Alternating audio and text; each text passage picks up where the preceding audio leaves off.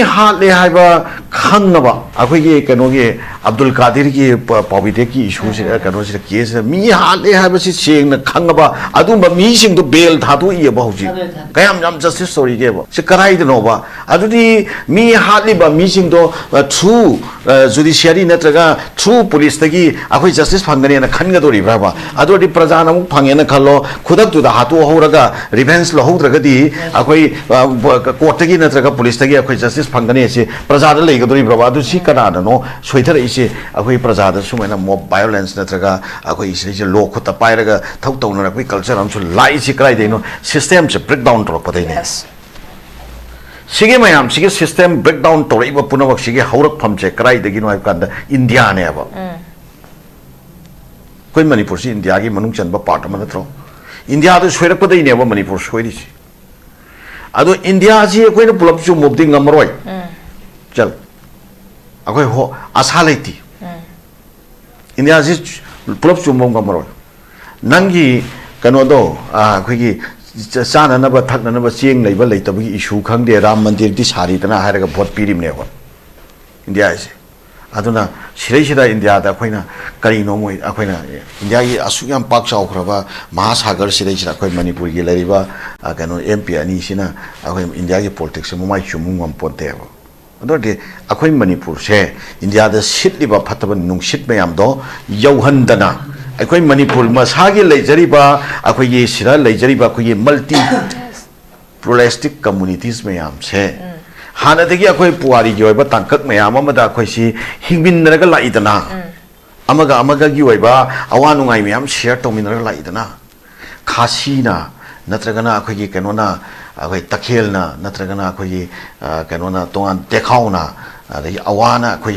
land Tarcomatamda, Aquamiam, she collectively faced to Minaraga, Awa, Mayona Minaraga, 7 years devastation, Sal Maite Yamasum Pangal, Adrida Mitki Pigal, Loinana, Lamnam Tadu, Chen Minarita. Ining Tauchinglen, Nongren Kombagi, Lusing Makada, Manipursia, Mukana, Liberate Torakanda, Adi Matunda, Muhanjala, Kundaleta, Vanitana. Hira Sandra Kumba, Natraga Tongan Tongan, Hero Mayamaka, sacrifice to Viramaga, Manipur says, Lamindra Panitra Puna. Jati Kaluba Sama Mayamsi, Mapangi, Adugumba Sakti Singina, Yot Krataba, Adugumba to the Maitashina, Quickie, Big Brotherly role, Lodana, Kalumiam Singa, Tuaga, Masamasagi, Hosik Leva, Kaluki, was a Pibab Chicken Bidana, Mayamsi coexist of Minaraga Lightana. Other Hosik Baratagi. Humakpa, Nagpur dagi, Humjalakpa, Nungshit Nungsha Saum Jingsina, a quick Manipur se, Pugai Kaila Evo. Sidagi a quick Manipur se Kansi, Hybataragati. Salais, says Amanicata Night Tosakebo. Masi Chumna, Kanana Nabaki, mi Pam Ama Lady, Discussalam Lady, and a Pangai Hybatuina, Lobigano, I Manipuri people Punamakta, humble appeal, Tamoy the appeal now. Manipur se. Akwai yam luba yam critical way patanga later whenever. Manipuri housing lady situation se control to geduga achumba my one of the Pugena, center chapchana heck kanba numita, Manipur se dum chumeva. Yes. Centers in a adi poche kandan tori never. The centers in a country say, I see the centers in a magi prazamo in a trit tore, I see tongan, but commodity amo in a trit tore. Magi geopolitics ki adu bas satrangi maru oi na ko tet tore ko lamdam sida lari ba tongan ba puari ga mari leina ba movement to jari ba self determination jo ro magi movement to jari ba mayam se support to na ba loisan na ba thawai na lang thak leire ko marak se choi chang olaga kal mayam se khana laga hauna maitai ga kuki ga khana re ko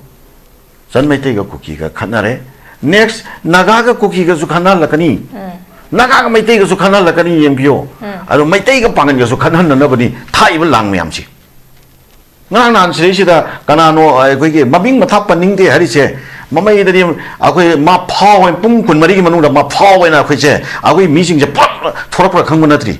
Yam Hensel Lavani was in Nupama Tori, was I maming panning de crab back party. Canadeva. When the seal eat or quite to seal him never. Mitibong mitamban I gave a dome migra. Prophet Mohammed said, Scam Nika into the Iri was it. Shikaran Takola, I could Kanyeva. See, my day my yam not open a day. somebody machum chaba, machum do panguraga, provoke bang may take a tin and inventory. Every lamb line we are doing the land that Fudumati and a way lady. Yes. Sion, Shumba may am set some Torabani question. Alahui Kamaya can chicken Manipur. Young Bio, Matamamada, Ahi Alim Lehirama Marhum, Alimudina. Yam significant way ba, Tabakara Toramiaba. Kamain Torami, Man Hek Sarkar Paivaga. General amnesty. Lalo sing the general amnesty law to Kiva. See history Nico. General amnesty law here, Matam the mana, Lalo sing the Korean season of Kiakanda, progressive youth side of Manam. Aduka Manipurgi, Aduka 13 August, Petros Day mana Kanoto. Mapandagi, worry me, I'm Tanda Banico. Shwina Tongan ba, center na palm dragasu, mana significant over Tabakara, chop, the woman Grise, Masi, center the labor, Aduma political party, Magi Makada, Masi, Layam Targati, Namam Gadra, Namamoidra, Manipuri people Namashamta, Munna can be all. Adakui Manipuri interest, the Warip Lobungamba. Center the depend Totana, High Commander, Akui G Araga, Subsan Hiroitaba. Akoi shayu iba level the warep lobang namba that kind of political leadership ama Manipur khuna ina mathau ta tri bra ngasi ngasi Nagaland da NPF hairo resident party adu center le leiba kambu siga power sharing tawi makoi adu moi power sharing tawi loina moi gi oibe interest bargain tawi adu kaigo matam dadi moi independently warep lorga center ga mukna basungami Kaingo matam dari power sharing the pun bushawi. Meghalaya ki haro resident party na totorji. Arega ki Mizoram ki haro resident party na totorji. Sheshira akoi Manipur ki sheshira center siga akoi you have a common interest bargain to one number. That kind of political leadership ama akoi consolidate that way na akoi shempat laga. Madusu karamba all wine new bottle na taba. Bottle di koi sinba aduga you to the manung de yori you to the sindaba me the sindaba political party sinbana the yaroevo Yes. Ana apaba me gaido apaba me gaido legisano ko legisano people na thagat jasano thagat pio adu effective boy draba Karim te Manipur ki siyo na ha karaba situation sida ai ki people na vote pira ga thagalaga assembly to forward thingat pira aba adu assembly to the phaman pira ba nupa amani hai basi ka responsibility do adu oiba taraga ai ki people sing se ngasi mamit te ki mapi tari ba se kokan na ba ai kari to godam no hai ba responsibility do adu phau ba bhap ta ba ngamdra adu ba political leadership asidi political leadership sidi akoi ki people na akoi ki phangi ba hak ado sejina ba ki matam tu ma khoi se paratam from talk travel. Ada people so kitang di sal hakmal leva. Election la ko matam dana kari tong ne matam dai ko si korfang da tong ne ba. Saksa ai jan ab da tong ne ba adagi party da tong ne sanai yu nei ba da tong na ka ne ba adagi akoi bera pai bi loina makti na chate ko khara amadi adu ju mai gi leadership du gi matung in ba tong na ka ne ba. Adu ga vote loi khra matung da boka kano to rani lambi da thola ga ko issue na thorani. Si kai nothing else CSO I going ngangjari ba akoina laujari ba san mayam se si sida action da on thok padi ate ba sidi public ki voice to represent tau jabane ba adu action da on thok kadori ba action da thabak oina pura kadori ba se kana no political leadership ne ba adu CSO di nagagi CSO koki gi CSO somna kan da baite gi CSO na lai re ba akoi chu pangan gi CSO an lai re ba kamaina akoi mayam sigi common noi ba interest ta kamaina chumjan na ba pura kadoi no ba naga su naga gi ba tongan ba lepak sem dori me na di CSO tong lai re ba kuki su kuki gi tongan ba lepak sem dori me na CSO tong lai re ba maitei na malak sei sida akoi gi mayam chi pun ga dam ne di hai ra ga wak to ga lai ra ga su maitei CSO na lai ra ga kamaina akoi mayam je wak to ga doi no ba pangan na malak se thaban cho na ya pote ba ada kana no purakadoi ba Manipur ki unity siya pa na khoi apun bagi oi ba political unity movement ama politics na punsal la kada bane ba power sharing ki form la tu da unity purakadoi ne ba tu ga unity atu da ideology yawan ga do bane ba a vision yawan ga do bane ba akhoi ki historical realities da yum pham wa ka pun ga do bane ba adu ga akhoi ki unity purakado bane ba movement against the hatred movement against the akhoi distrust Yes. movement against the separatism movement against the barbarism, chauvinism, hypocritism, shirishira, akwai people singsi coexistence da yum phamoiba manaba khunai da yum phamoiba akwai masel amaga respect tomina bada aduga akwai punamaki oiba common future amakaki adu wakhalon da yum phamoiba that kind of political philosophy amada yum phamoira kanda akwai academician sing thokpir over yes academician ni hairaga akwai phalang marina question ba classroom to da aduda walk to ga legedam ni habagi matamatu natre ba thokpir over academician sing masi lepak kan ga da matam ne ba academician sing no logadam ne ba daita mayam then akwai legal fraternity da lariba ain khangma myoi sing che thokpir over then akwai bureaucrat level da lariba sing chu ai di bureaucrat ni hairaga dum leibana yaroi akwai lepak sina mut khakanda I man a pui by Masama Susing to get future later moist. I don't really pack and say the bureaucrat sing to Tofiro. Then I could educated jut sing che, intellectual jut sing che, must it dynamic, they should take the dynamic role to shape the society, to shape our state. Okay. Shahining, otherwise you Tofiro. Aduga Anoba Makalgi movement of a political movement. Akwai future kanna bagi namakta Manipur shirishira hauwa matam oire okay madu na tabataragati akwai hauji vote lakari ne center the base of political party mayamam ki ticket ki hauji iran hauwa haure si ki festive mutta akwai ki social workers si akwai yam akwai champion oiba yam paka ki social worker mayamam thore hauji social worker na wai chairani Manipur sida Ching yeli chini yeli platform tori ari adu tori social worker gata ngai rani ari ticket yela ani ticket se festive mutte yen rani ari di vote karani ari di g culture da loi jang rani ari di adagi semak pa koi twisting tor ka semak pa policy program da ji huzur loi chatna rani kai koi future la ka toi no bo battery fit to tha anai masi kanagomba political party amada kanagomba politician amada ai atamna na ai kano tawraga haijabati nate ko manipuri leriba situation se common noina general oina ai khitang ai critic tawjabani analysis tawjabani ado ai yam kana khang haire ai yam kana madagi hen knowledge leren tawjabsu nate as a common man ai thamoida phaujaba ai gi miyam da phaujaba ai tenariba akoi kano singshira phaujaba adugi wisdom do ai kitang represent tawjabani kitang ai kano tawjabani ana siraisida aina aroi boina hainingbadi akhoi amana amadagi hen lo singba tanabagi culture si matam du natre akhoi yamna phajana karino tawri siab se khanda hodragadi manipur su akhoi kairak yai habagi apprehension se sal president akwai kanona Draupadi Murmu na ko akwai Manipur gi hill gi kano se budget se acknowledge tawi haiba kano chema noteshri na budi kano tawi habana ado akwai madam noteshri na kano tawi akwai challenge tawi hai challenge taw do na akwai gi challenge taw do na akwai inspiration aduga laisi kari no ba president gi pot am laisi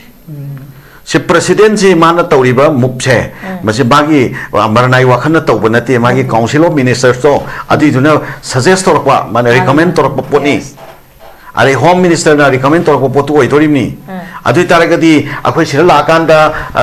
statement am piba asakra kanda statement am akhoi na nahandagi hujik phawi issue loisandri se kari gino haibada akhoi da leramba doubt to hujik taw thori ba pochiga ani ji chanarakti brava are tan badi nate lai badi kya nugai roi ha ba phom la to latro swaise tan be wadi nate lai badi kya no manipur kai badi ya roi ha ba aduga singi budget ama separate budget ama lai si acknowledge tawi ha gala di adu su president na adu kari no sidi imana sam phajana su thambi ge koi sakhang da ba habagi marum sida lai basi kanano habisi khang bangam da bai kana potane husik lai basi sakhang da basing na extortion toramba duga mi halamba sakhang da bangak tane husik lai basi edu tardi masina kayamu yamna koi gi manipur praja sing si laira bana kulingba koi praja sing ngaktani masida masagi normal life ta duga commerce ta economic life ta aduga manipur gi situation hauzik lai basida kayamu yamna effect to ge habasi adu mak praja sing na hakthing na koi thengnara bangak tane experience lai ra bangak tani habe tare aduga amuk law gi matang se lakpa matam da law se manipur government na koi mari lena ba department sing law se phasana chatna ra bra habasi ju hangngai ba question ama khakni lai basi hill dana law ama ꯚꯦꯂꯤꯗꯅ ꯂꯣ ꯑꯃ ꯆꯠꯅꯔꯦ ꯍꯥꯏꯕꯒꯤ ꯄꯣꯠꯁꯤꯁꯨ ꯄ꯭ꯔꯖꯥꯁꯤꯡꯅꯁꯨ ꯍꯪꯉꯒꯁꯨ ꯂꯩꯔꯤꯕ question ꯑꯃ ꯈꯪꯉꯦ ꯑꯗꯨ ꯑꯣꯏꯇꯥꯔꯒꯗꯤ ꯃꯀꯣꯛꯇꯒꯤ ꯂꯩꯔꯤꯕ ꯃꯔꯤ ꯂꯩꯅꯕ ꯑꯣꯊꯣꯔꯤꯇꯤ ꯗꯤꯄꯥꯔꯠꯃꯦꯟꯠꯁꯤꯡꯗꯨꯅ ꯂꯣꯁꯦ ꯅꯤꯌꯣꯝ ꯆꯨꯝꯅ ꯑꯩꯈꯣꯏꯒꯤ ꯃꯇꯥꯡ ꯃꯇꯝ ꯆꯥꯅ ꯇꯧ ꯇꯥꯔꯒꯗꯤ ꯄ꯭ꯔꯖꯥꯁꯤꯡꯗꯁꯨ ꯑꯩꯈꯣꯏ ꯒꯣꯔꯃꯦꯟꯅ ꯅꯠꯇ꯭ꯔꯒꯅ ꯍꯥꯏꯔꯤꯕ ꯑꯣꯊꯣꯔꯤꯇꯤꯁꯤꯡꯁꯤꯅꯗꯤ ꯃꯇꯤꯛ ꯆꯥꯅ ꯂꯣꯒꯤ ꯋꯥꯡꯃꯗ ꯊꯕꯛ ꯇꯧꯕꯁꯤꯡꯁꯦ ꯑꯦꯛꯁꯟ ꯐꯖꯅ ꯂꯧꯈꯠꯂꯦ ꯍꯥꯏꯕꯒꯤ ꯄ꯭ꯔꯖꯥꯁꯤꯡꯗ ꯇ꯭ꯔꯁ ꯑꯃꯈꯛ ꯂꯥꯛꯀꯗꯧꯔꯤꯕꯅꯤ ꯃꯁꯤ ꯍꯧꯖꯤꯛ ꯐꯥꯎꯒꯤ ꯑꯣꯏꯅꯗꯤ ꯂꯥꯛꯄꯒꯤ ꯃꯃꯤꯁꯦ ꯑꯝꯇ ꯎꯗꯕ ꯑꯣꯖꯥ ꯀꯃꯥꯏꯅ ꯇꯧꯕꯤꯅꯤꯡꯉꯦ ꯆꯠꯂꯦ ꯑꯩꯈꯣꯏ ꯃꯅꯤꯄꯨꯔꯒꯤ ꯁꯤꯆꯨꯋꯦꯁꯟ ꯍꯧꯈꯤꯕ ꯆꯍꯤ ꯇꯤꯀꯦꯠ ꯀꯌꯥ ꯑꯃꯒꯤ ꯃꯃꯥꯡꯗꯒꯤ ꯍꯥꯏꯇꯥꯔꯦ ꯆꯍꯤ ꯇꯤꯀꯦꯠ ꯈꯔꯒꯤ ꯃꯃꯥꯡꯗꯒꯤ ꯃꯅꯤꯄꯨꯔꯁꯤ ꯑꯩꯈꯣꯏꯒꯤ ꯂꯣꯁꯤ ꯐꯖꯅ ꯏꯝꯄ꯭ꯂꯤꯃꯦꯟ ꯇꯧꯗꯕ ꯅꯥꯀꯜ ꯑꯃꯔꯣꯝꯗ ꯂꯣ ꯂꯦꯁ ꯑꯣꯏꯕ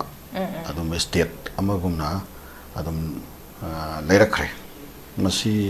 ꯃꯁꯤꯒꯤ ꯃꯔꯨꯑꯣꯏꯕ ꯐꯦꯛꯇꯔ ꯃꯌꯥꯝ ꯑꯃ ꯌꯥꯝꯃꯤ ꯃꯗꯨꯒꯤ ꯐꯦꯛꯇꯔꯁꯤꯡꯗꯨ ꯋꯥꯟ ꯕꯥꯏ ꯋꯥꯟ ꯑꯃꯃꯝꯇ ꯑꯩꯈꯣꯏꯅ ꯉꯁꯤꯒꯤ ꯑꯇꯦꯟꯕ ꯃꯇꯝꯁꯤꯗ ꯗꯤꯁꯀꯁ ꯇꯧꯕ ꯑꯣꯏꯊꯣꯛꯏ ꯑꯩꯈꯣꯏꯒꯤ ꯃꯅꯤꯄꯨꯔꯁꯤꯗ ꯑꯩꯈꯣꯏꯒꯤ ꯅꯟ ꯁ꯭ꯇꯦꯠ ꯑꯦꯛꯇꯔꯁꯤꯡ ꯍꯥꯏꯕ ꯇꯥꯔꯦ ꯅꯟ ꯁ꯭ꯇꯦꯠ ꯑꯦꯛꯇꯔꯁꯤꯗ ꯂꯣꯏꯅꯃꯛꯇꯤ ꯅꯠꯇꯦꯀꯣ ꯈꯔ ꯑꯃꯗꯤ ꯑꯩꯈꯣꯏ ꯌꯥꯝꯅ ꯁꯤꯁꯇꯦꯃꯦꯇꯤꯛ ꯃꯈꯣꯏꯁꯨ ꯈꯔ ꯁꯤꯁꯇꯦꯃꯦꯇꯤꯛ ꯑꯣꯏꯕ ꯃꯑꯣꯡꯗ ꯃꯈꯣꯏ ꯇꯦꯛꯁ ꯏꯝꯄꯣꯖ ꯇꯧꯕꯒꯤ ꯃꯑꯣꯡꯗ ꯃꯈꯣꯏꯁꯨ ꯁꯔꯚꯥꯏꯚꯦꯜꯒꯤ ꯑꯣꯏꯕ ꯇꯦꯛꯁ ꯗꯔꯀꯥꯔ ꯂꯩꯕꯅꯤꯅ ꯄꯩꯁꯥ ꯗꯔꯀꯥꯔ ꯂꯩꯕꯅꯤ나 ꯑꯗꯨ ꯃꯣꯏ ꯂꯧꯅꯅꯕ ꯍꯣꯠꯅꯩ ꯂꯧꯅꯕꯁꯤ ꯑꯩꯈꯣꯏ ꯂꯩꯄꯥꯛ ꯑꯃ ꯄꯥꯜꯂꯒꯗꯤ ꯂꯩꯉꯥꯛ ꯑꯃ ꯄꯥꯜꯂꯒꯗꯤ ꯃꯈꯣꯏꯁꯨ ꯁꯦꯜꯐ ꯏꯁꯇꯥꯕ꯭ꯂꯤꯁꯃꯦꯟ ꯑꯣꯏꯔꯕ ꯑꯗꯨꯝꯕ ꯒꯃꯦꯟ ꯑꯃꯒꯨꯝꯅ ꯃꯈꯣꯏꯁꯨ ꯋꯥꯛ ꯇꯧꯔꯤꯕꯅꯤꯅ ꯃꯈꯣꯏꯁꯨ ꯁꯤꯁꯇꯦꯝ ꯑꯃ ꯔꯨꯜ ꯑꯃ ꯂꯣ ꯑꯃ ꯐꯖꯅ ꯆꯠꯅꯕ ꯑꯗꯨꯒ ꯄꯥꯕ꯭ꯂꯤꯛꯀꯤ ꯃꯥꯒꯤ ꯀꯩꯅꯣꯁꯤꯗꯩꯁꯤꯗꯗꯤ ꯌꯥꯝꯅ ꯑꯀꯟꯕ ꯏꯟꯐ꯭ꯂꯨꯌꯦꯟꯁ ꯄꯤꯗꯕ ꯌꯥꯝꯅ ꯑꯀꯟꯕ ꯁꯥꯐꯨ ꯄꯤꯗꯕ that kind of system implement ꯇꯧꯅꯅꯕ ꯍꯣꯠꯅꯕ ꯅꯟ ꯁ꯭ꯇꯦꯠ ꯑꯦꯛꯇꯔꯁꯤꯡꯁꯨ ꯑꯗꯨꯝ ꯂꯩ ꯇꯧꯕꯇꯕꯨ ꯑꯗꯨꯒꯨꯝꯕ ꯁꯤꯁꯇꯦꯃꯦꯇꯤꯛ ꯑꯣꯏꯕ ꯏꯟꯐꯣꯔꯁꯃꯦꯟꯗꯨ ꯂꯩꯖꯗꯕ ꯑꯩꯈꯣꯏꯒꯤ ꯍꯦꯛꯇ ꯃꯤꯉꯣꯟꯗ ꯀꯤꯍꯟ ꯈꯪꯍꯜꯂꯒ ꯍꯦꯛꯇ ꯃꯤꯉꯣꯟꯗ ꯊ꯭ꯔꯦꯠ ꯇꯧꯔꯒ ꯑꯦꯛꯁꯇꯣꯔꯁꯟꯒꯤ ꯃꯑꯣꯡꯗ ꯑꯦꯕꯗꯛꯁꯟ ꯇꯧꯗꯅ ꯀꯤꯗꯅꯦꯄꯤꯡ ꯇꯧꯗꯅ ꯇꯧꯕ ꯗꯦꯠ ꯀꯥꯏꯟ ꯑꯣꯐ ꯁꯤꯁꯇꯦꯝ ꯁꯤꯗꯩꯁꯤꯗ ꯑꯩꯈꯣꯏ ꯌꯥꯝꯅ ꯑꯟꯔꯦꯁ ꯑꯣꯏꯕ ꯑꯩꯈꯣꯏ ꯅꯨꯡꯉꯥꯏꯇꯕ ꯊꯧꯗꯣꯛ ꯀꯌꯥ ꯑꯃ ꯂꯤꯁꯥꯡ ꯁꯤꯠꯅ ꯑꯩꯈꯣꯏ ꯂꯩꯔꯛꯈ꯭ꯔꯦ ꯃꯇꯝ ꯑꯃꯗ ꯑꯩꯈꯣꯏꯒꯤ ꯏꯚꯟ ꯒꯥꯔꯤ ꯃꯆꯥ ꯇꯣꯡꯖꯕ ꯐꯥꯎꯕ ꯂꯩꯀꯥꯏꯗ ꯂꯩꯕ ꯉꯝꯗꯕ ꯂꯩꯀꯥꯏꯗ ꯑꯩꯈꯣꯏꯒꯤ ꯈꯤꯇꯪ ꯔꯨꯔꯦꯜ ꯑꯦꯔꯤꯌꯥꯗꯒꯗꯤ ꯀꯥꯔ ꯑꯃ ꯂꯩꯔꯨꯕꯗꯕ ꯌꯦꯛꯅꯕ ꯁꯦꯝꯅꯅꯕ ꯀꯥꯔ ꯂꯩꯔꯨꯕ ꯑꯣꯏꯅ ꯊꯣꯛꯄ ꯑꯗꯨꯝꯕꯒꯤ ꯇꯥꯟꯖꯥ ꯐꯥꯎꯕ ꯑꯩꯈꯣꯏ ꯂꯩꯈ꯭ꯔꯦ ꯒꯥꯔꯤ ꯄꯤꯌꯣꯅ ꯋꯥꯏꯕ ꯂꯥꯛꯀꯅꯤ ꯑꯗꯒꯤ ꯄꯤꯗ꯭ꯔꯒꯅ ꯑꯩꯈꯣꯏ ꯀꯩꯅꯣ ꯇꯧꯔꯛꯀꯅꯤ ꯁꯥꯎꯅꯔꯛꯀꯅꯤ ꯑꯃ ꯇꯧꯔꯒ ꯑꯗꯨꯒꯨꯝꯕꯒꯤ ꯁꯤꯆꯨꯋꯦꯁꯟꯗꯒꯤ ꯀꯩꯅꯣ ꯇꯧ ꯌꯥꯝ ꯋꯥꯕ ꯅꯨꯡꯉꯥꯏꯇꯕ ꯇꯥꯡꯀꯛ ꯃꯌꯥꯝ ꯑꯃꯁꯨ ꯂꯩꯈ꯭ꯔꯦ ꯑꯗꯨ ꯃꯇꯝꯒꯤ ꯃꯇꯨꯡ ꯏꯟꯅ ꯑꯩꯈꯣꯏ ꯃꯁꯤ ꯏꯝꯄ꯭ꯔꯨꯞꯃꯦꯟ ꯂꯥꯛꯈ꯭ꯔꯦ ꯑꯃꯨꯛꯀꯀꯣ ꯃꯇꯝ ꯈꯔ ꯏꯝꯄ꯭ꯔꯨꯞꯃꯦꯟ ꯂꯥꯛꯈ꯭ꯔꯦ ꯈꯔꯗꯤ ꯁꯝꯋꯥꯠ ꯏꯝꯄ꯭ꯔꯨꯞꯃꯦꯟ ꯈꯔ ꯂꯥꯛꯈ꯭ꯔꯦ ꯑꯗꯨꯒꯤ ꯏꯝꯄ꯭ꯔꯨꯞꯃꯦꯟꯁꯦ ꯃꯇꯝ ꯈꯔ ꯂꯥꯛꯎꯔꯕ ꯃꯇꯨꯡꯗ ꯍꯟꯗꯛꯀꯤ ꯀꯩꯅꯣꯁꯦ ꯑꯩꯈꯣꯏꯒꯤ ꯂꯣꯏꯅꯃꯛꯇ ꯐꯒꯠꯂꯛꯄꯗꯤ ꯅꯠꯇꯦꯀꯣ ꯑꯗꯨꯒ ꯍꯟꯗꯛꯀꯤ ꯂꯥꯟ 2023ꯗꯒꯤ ꯂꯥꯟ ꯍꯥꯏꯁꯤꯔꯥ ꯑꯩꯈꯣꯏꯒꯤ ꯚꯥꯏꯑꯣꯂꯦꯟꯁ ꯑꯃ ꯑꯩꯈꯣꯏꯒꯤ ꯁ꯭ꯇꯦꯠꯁꯤꯗ ꯑꯃ ꯑꯆꯧꯕ ꯑꯀꯟꯕ ꯚꯥꯏꯑꯣꯂꯦꯟꯁ ꯑꯃ ꯂꯩꯔꯛꯄꯁꯦ ꯁꯤꯒꯤ ꯃꯇꯨꯡꯗꯒꯤꯗꯤ ꯂꯣꯏꯅꯃꯛꯁꯤ ꯐ꯭ꯔꯤ ꯍꯦꯟ ꯑꯣꯏꯔꯛꯄꯒꯤ ꯏꯟꯚꯥꯏꯔꯣꯟꯃꯦꯟ ꯑꯃꯈꯛ ꯃꯅꯤꯄꯨꯔꯗ ꯂꯥꯛꯇꯅꯕ ꯑꯩꯈꯣꯏ ꯍꯛꯊꯦꯡꯅꯅ ꯑꯩꯈꯣꯏꯒꯤ ꯄ꯭ꯔꯖꯥꯁꯤꯡꯁꯦ ꯁꯤꯗꯩꯁꯤꯗ ꯃꯁꯤꯒꯤ ꯚꯤꯛꯇꯤꯝ ꯑꯣꯏꯔꯦꯕ ꯌꯥꯝ ꯋꯥꯅꯔꯦꯕ ꯑꯗꯨꯅ ꯉꯁꯥꯏꯒꯤ ꯃꯤꯁꯤꯡꯁꯦ ꯂꯣꯏꯅ ꯁꯦꯜꯐ ꯏꯁꯇꯥꯕ꯭ꯂꯤꯁ ꯑꯣꯊꯣꯔꯤꯇꯤ ꯉꯥꯛꯇ ꯑꯣꯏꯔꯛꯇꯅꯕ ꯂꯣꯏꯅꯃꯛꯁꯤ ꯐꯣꯟꯗ ꯈꯪꯗꯦ ꯑꯃꯗ ꯈꯪꯗꯦ ꯑꯀꯜ ꯑꯊꯧ ꯍꯦꯛꯇ ꯑꯩꯈꯣꯏꯒꯤ ꯑꯈꯥꯛ ꯑꯔꯥꯎꯒꯤ ꯋꯥꯍꯩ ꯋꯥꯇꯥ ꯂꯦꯡꯒ꯭ꯋꯦꯖ ꯐꯖꯗꯕ ꯅꯨꯡꯉꯥꯏꯇꯕ ꯇꯥꯕꯗ ꯏꯃꯨꯡ ꯃꯅꯨꯡ ꯑꯩꯈꯣꯏꯒꯤ ꯀꯩꯅꯣ ꯑꯣꯏꯕ ꯑꯩꯈꯣꯏꯒꯤ ꯀꯩ ꯍꯥꯏꯇꯥꯔꯦ ꯁꯥꯏꯀꯣ ꯇ꯭ꯔꯣꯃꯥ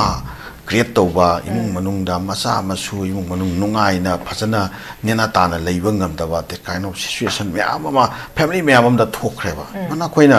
ꯄꯔꯁꯣꯅꯦꯜ ꯑꯣꯏꯅ ꯈꯪꯖꯕꯗ ꯕꯦꯡꯀꯤ ꯃꯦꯅꯦꯖꯔ ꯑꯣꯏꯕ ꯀꯩꯗꯧꯕ ꯑꯗꯒꯤ ꯕꯦꯡꯛꯇ ꯊꯕꯛ ꯇꯧꯕ ꯑꯣꯐꯤꯁꯥꯔ ꯑꯩꯈꯣꯏꯒꯤ ꯃꯤꯗꯜ ꯀ꯭ꯂꯥꯁꯀꯤ ꯑꯗꯨꯒꯨꯝꯕ ꯑꯣꯐꯤꯁꯥꯔꯁꯤꯡ ꯅꯠꯇ꯭ꯔꯒꯅ ꯑꯩꯈꯣꯏꯒꯤ ꯏꯚꯟ ꯗꯣꯛꯇꯔꯁꯤꯡ ꯏꯟꯖꯤꯅꯤꯌꯥꯔꯁꯤꯡ ꯍꯦꯛꯇ ꯃꯐꯝ ꯃꯔꯥꯡ ꯈꯪꯗꯕꯤꯗ ꯐꯦꯔꯦ ꯍꯥꯏꯕ ꯁꯤꯆꯨꯋꯦꯁꯟ ꯃꯌꯥꯝ ꯑꯃ ꯂꯩꯈ꯭ꯔꯦꯕ ꯁꯤꯇ ꯅꯠꯇꯦ ꯑꯩꯈꯣꯏꯒꯤ ꯏꯟꯇꯔꯄ꯭ꯔꯦꯅꯔ ꯀꯥꯡꯕꯨꯁꯤꯡꯁꯤꯗ ꯕꯤꯖꯤꯅꯦꯁ ꯃꯆꯥ ꯃꯁꯨ ꯇꯧꯔꯤꯕ ꯀꯥꯡꯕꯨ ꯁꯤꯗꯩ ꯍꯧꯔꯒ ꯄꯥꯟ ꯗꯨꯀꯥꯟ ꯐꯝꯕ ꯐꯥꯎꯕ ꯌꯥꯎꯈꯠꯈ꯭ꯔꯕꯅꯤ ꯍꯟꯗꯛꯁꯤꯗ ꯇꯧꯔꯤꯁꯦ ꯍꯦꯛꯇ ꯉꯥꯔꯤꯟ ꯇꯛꯄꯗꯧꯅ ꯇꯛꯄ ꯑꯗꯨꯒ ꯌꯦꯡꯉꯣ ꯃꯁꯤꯗ ꯃꯤꯁꯤ ꯃꯤꯅꯥ ꯊꯣꯛꯄ ꯑꯗꯩ ꯑꯃ ꯇꯧꯕ ꯃꯤꯌꯥꯝ ꯃꯤꯄꯨꯟꯁꯨ ꯃꯌꯥꯝ ꯌꯥꯎꯈ꯭ꯔꯦ ꯃꯁꯤꯒꯤ ꯁꯤꯆꯨꯋꯦꯁꯟ ꯃꯌꯥꯝꯁꯤꯅ ꯑꯩꯈꯣꯏꯁꯤ ꯌꯥꯝꯅ ꯑꯩꯈꯣꯏ ꯁ꯭ꯇꯦꯠꯁꯤꯗ ꯂꯩꯔꯤꯕ ꯃꯤꯌꯥꯝꯁꯦ ꯄꯦꯅꯤꯛ ꯑꯣꯏꯔꯕ ꯗꯦꯠ ꯀꯥꯏꯟ ꯑꯣꯐ ꯁꯤꯆꯨꯋꯦꯁꯟ ꯑꯃ ꯑꯩꯈꯣꯏ ꯃꯅꯤꯄꯨꯔ ꯁ꯭ꯇꯦꯠꯁꯤꯗ ꯑꯩꯈꯣꯏ ꯃꯤꯌꯥꯝꯁꯤꯅ ꯀꯃꯟ ꯄꯤꯄꯜꯁꯤꯡꯁꯤꯅ ꯃꯥꯌꯣꯛꯅꯔꯒ ꯂꯩꯈ꯭ꯔꯦ ꯍꯥꯏꯕ ꯇꯥꯔꯦꯀꯣ ꯑꯗꯨꯒ on the another hand ꯑꯩꯈꯣꯏ ꯂꯩꯉꯥꯛꯀꯤ ꯃꯥꯏꯀꯩꯗ ꯀꯃꯥꯏꯅ ꯇꯧꯔꯤ ꯂꯩꯉꯥꯛꯁꯤ kamain tori lenga ki establishment leriba law enforcing agency sing aduga leriba government machinery sing natragana koi MLA minister sing hai tare ne ko mathak tagi hauraga kano phawbagi lower level da leba machinery sing si phawbagi level se kamain tori ba ki ba sisu sisu sum ningseng na se haragati loirabani kem talaiti legislature sing sisu warau gatra mokoi nakalam rom dadi bhot karabani larik hairabani khangabani koi ri henba kana su leite na khanbagi wakhal leramgadra leibasu yaramgani adu leitabasu yaramgani adu mayam na yengbadati akoi dagi henba leitre na khanbagi wakhalona moida leibadawna mami tai manung da leram dabati yai leram dabasu oisano do yengbadati akoi dagi henba leitre hana khanbagi mami mdi tai sumaina leiba legislature sing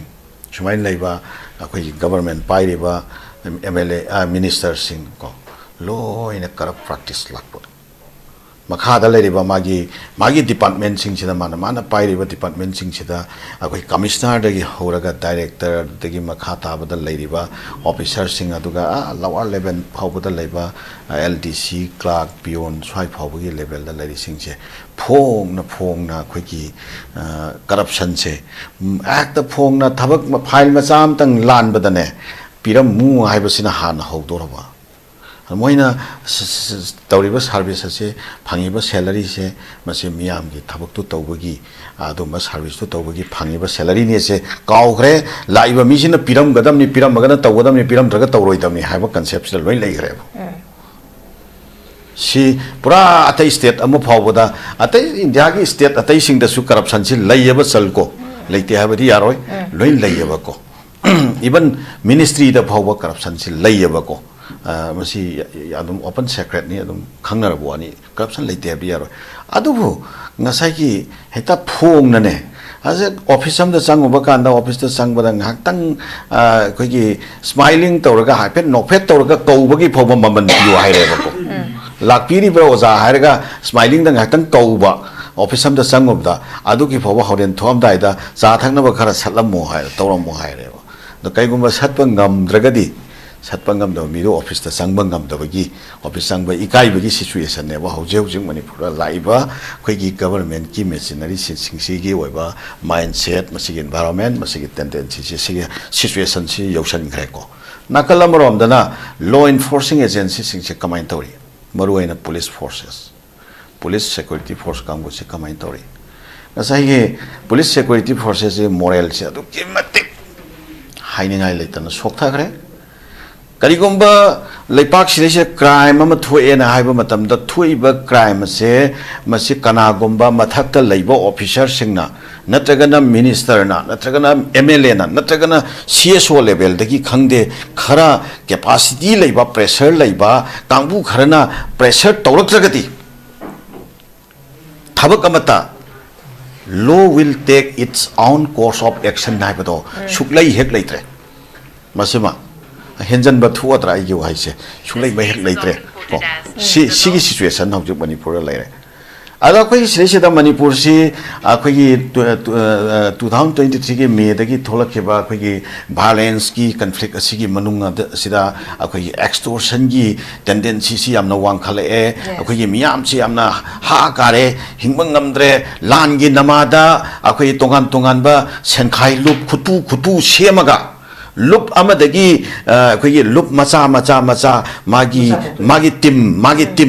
tim maina maming tholaga masa littori ba midugi maming tholaga bok thorak tamri manga ga lup am dei putorak pa tamri manga ga putorak pa group su yaure aduga acta sen se angak pa phamna khaigat nare mi pharaga koi mapam am ta thanjala kroram piu ani piu lakyan khai piu hu piu even mi amadi kwakta dagi alimuddin kawunu pa ama phaba kandadi crore yankhai pidragati yaroi henda doga last crore nifu pidragati hatari haiba threaten bawa yorokpagi matang leichi bako ado aroi bada mathakta leiba kaidoba akoi pressure myam am tawna khonan tawrakanda khara khajik tawnaraga akoi adumai thori haiba paw tai subject to correction madu confirmation mukti natte ko tajabani shuaina lei shigi situation sida akoi gi center na akoi kano tawraga advice tawraga state na initiate tawba akhoi keno ama integrated anti extortion cell si masi 2025 ki January thada masi establish tawe na hai aduga mana masita piri basi integrated force sembagi kano pire features pire state police amsung central armed police forces pullaga combine ko coordinated akhoi integrated forces sembagi polai toll free helpline number 1800202332 kaina matam da pithok tana ko sumain tawre se anytime da pung kon mari se manung da phone torpa extortion gi issue le re haragati madu khutak ta akhoi initiative launi ko kane nate yam phajai ko prom action on receiving the information hack information phambaga kodak the prom action coordinated prom action launi akhoi integrated forcing sina do da myam lai khaya public safety advisory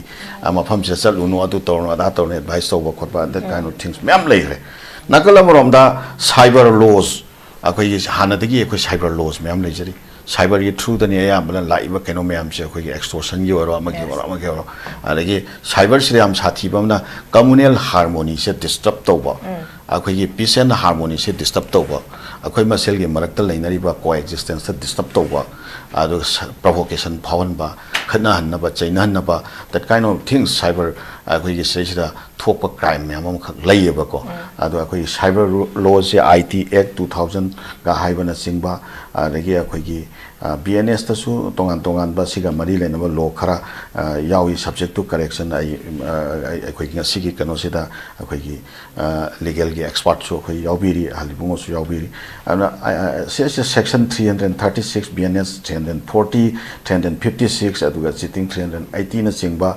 sigi myam si loina leraga sigi ain myam se masi Manipur de implement tawri bra tawdabra haiba question dune na roi bra lakse ga dorse akhoi gi kanodi layena akhoi gi go down do kana scenery ena hangba ada go down scenery je kana no kana chokidar na scenery ena ba do chokidar do di kana na muk scenery ge ena haiba do adu gi phibam du da law si enforce tawna na ba chap chana akhoi gi station law and order maintain tawna na ba ek ain mya mama se leijaba taraga su madu enforce taw gadori ba kanglup se enforce tawri bra tawdabra makhoi du di kari tawri hai haina mu yengu matam du di mase tahai da ba hai da ba akhoi gi legal gi kangbu na karambano illegal gi kangbu na karambano ain thugai bana karambano ain ngak kadori besina kanano karamain tawno si amata kan tawse khukan pangandragadi awang ba thak taga khoina intas to bangam da ba akhoi diplomacy to bangam dragadi akhoi justice samaga khoina sik to ru da phangni gai ge se masi thajani ngai leiraktra ba that kind of situation la Manipur sida husi mayok na re ba okay masai phok tang thamjage makhata ba ani su kana da suggestive measures ka mari lena wa phok okay ozani am pasan thambi krai gi ozana hosi last ta pan bi be se pan bi ba phom do mazu hosi yamna khoi burning kainom khakne ori bese khoi gi achau sang khangna chana ba leitaba agi kukan pangan ba leita taraga de khoi gi karimta tawba ngamdaba gi pona makak praja sing da so adugumba gi aki bese dum phauda badi natte hosi phauda dum leiri bese masi maswai sidane khoi gi Manipur sida khoi gi as a people praja sing sa khoi gi amna safe hoina masaje akiba yaudana leiba ngami bra habisu hangai ba question am khangne ai aroi ba conclusion point oza Jalal da lakchege oza khoi gi hojigi imana syam phasana su thambi kre khoi gi system da soibagi aduga khoi gi leader sing na khoi gi matik charak ta badana maram ora kan praja sing na warak pudi pona makhak lak pa haba tare khoi gi himai puri ba khoi mako ta leiri ba makoi na shwarak paduna khoi gi leiri ba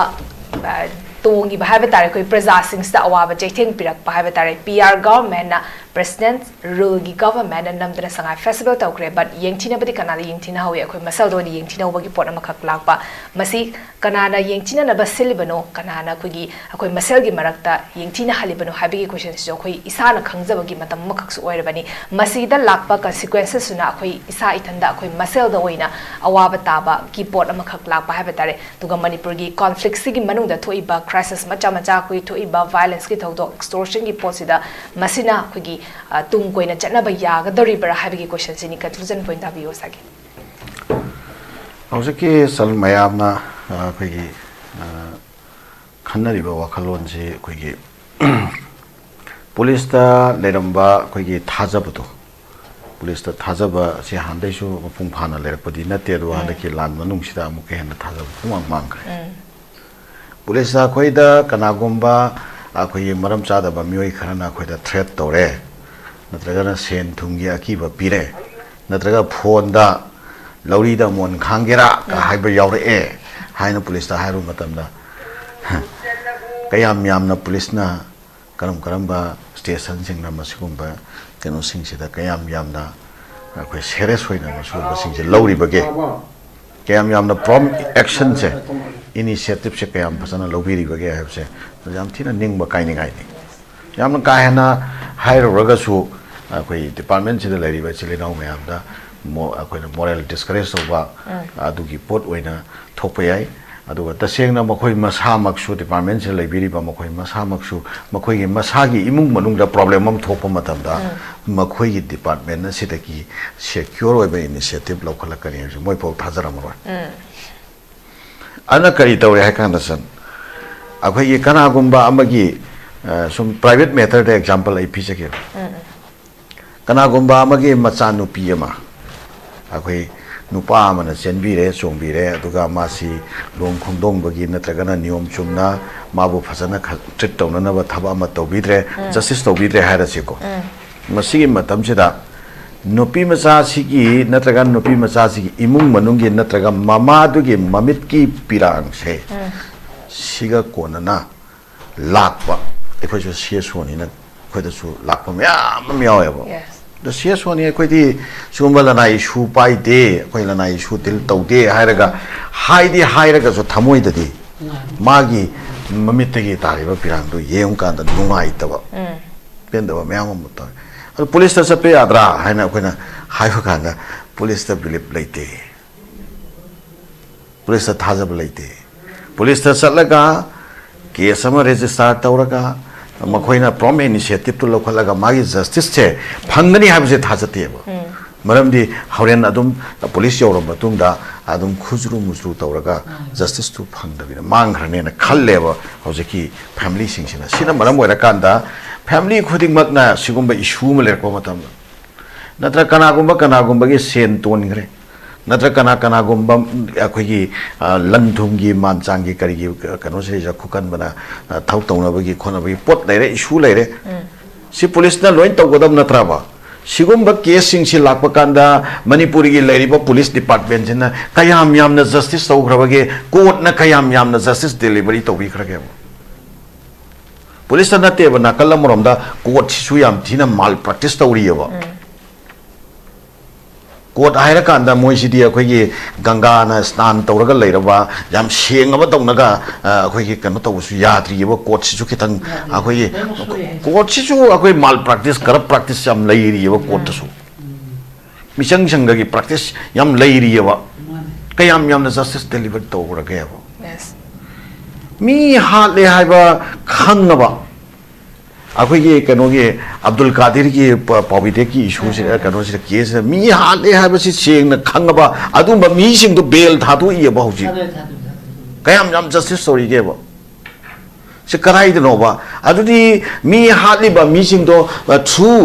judiciary नत्रगा through police तगी अखोइ justice फंगने ना खनगदोरिब्राबा अदोदि प्रजा नमु फंगेना खलो खुदक तुदा हातु होरगा रिवेंस लहोद्रगदी अखोइ कोर्ट तगी नत्रगा पुलिस तगी अखोइ जस्टिस फंगने से प्रजा द लेगदोरिब्राबा अदु सि कनानो सोइथर इसे अखोइ प्रजा द सुमेना मोब वायलेंस नत्रगा अखोइ इसे लो खुता पाइरगा थौ तौना अखोइ कल्चर हमसु लाई सि कराइदेनो सिस्टम से ब्रेक डाउन तोरपदैने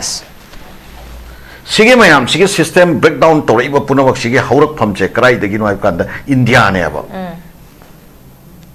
कोइ मणिपुर से इंडिया की मनुंग चनबा पार्ट अमा नत्रो इंडिया दो सोइरकपदैने अब मणिपुर सोइरिसि अदो इंडिया जी कोइना पुलप चु मुबदि ngमरोय चल अखोइ हो आशा लेति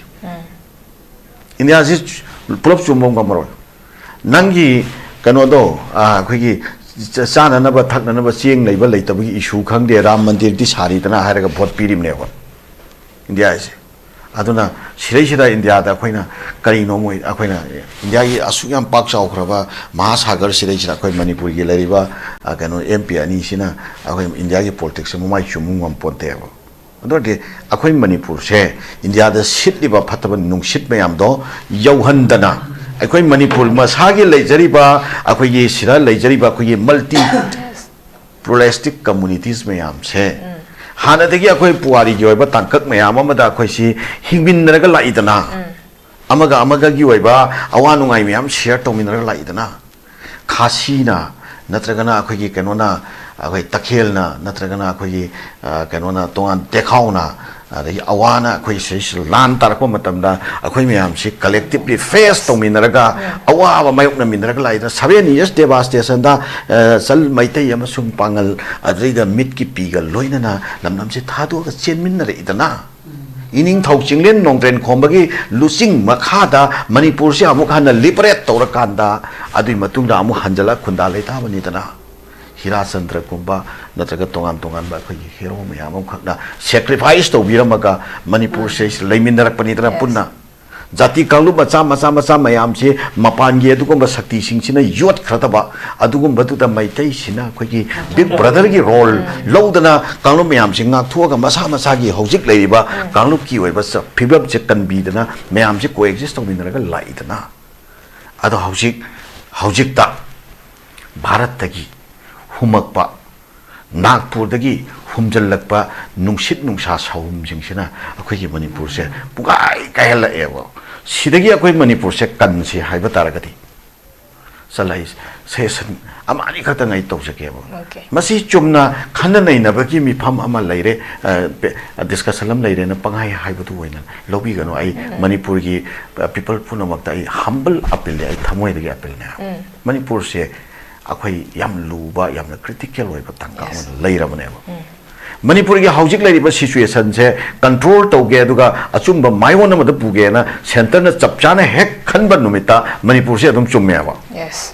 center sina adui poche khandan tori ne ba do center sina khandri se akhoi si da center sina magi praja moina treat tawdre akhoi si tongan ba commodity moina treat tawre magi geopolitics ki adumba satran gi maru oina akhoi si treat tawre khoi lamdam sida leriba tongan ba puari ga mari leina ba movement tawjari ba self determination gi oro amagi movement tawjari ba mayam se support tawna na ba loisan na ba thawoina lang thak leire khoi marak se choi chang olaga kal mayam se khana laga hauna maitai ga kuki ga khanare ko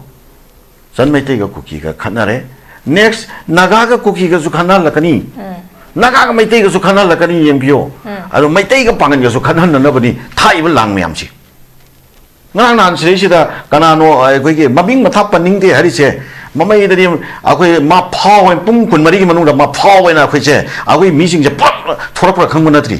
yam henjal la bani hujing nupa ma tawri ba sira ai maming paning de khar back pha gi kana de ba moi de cheli ba i do akhoi to cheli ne ba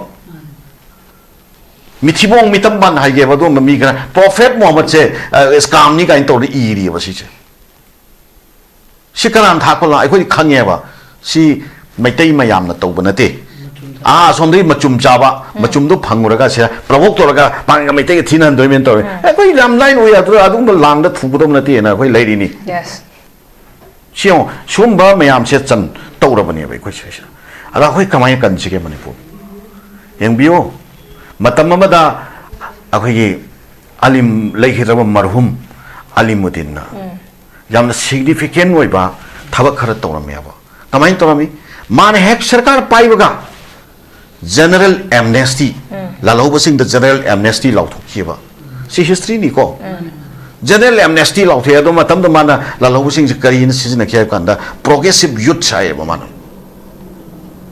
aduga manipur gi aduga 13 august se patriots day mana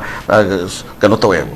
ma pandagi wari miyam tandana bani ko sumaina tongan ba center na pamdraga su mana significant oiba thabak khara chop to bungam grise masi center da leiba aduga political party magi makha da ma se leiram taragati ngamam gadra ngamamoidra manipur gi people na masiyongta munna khanbi yo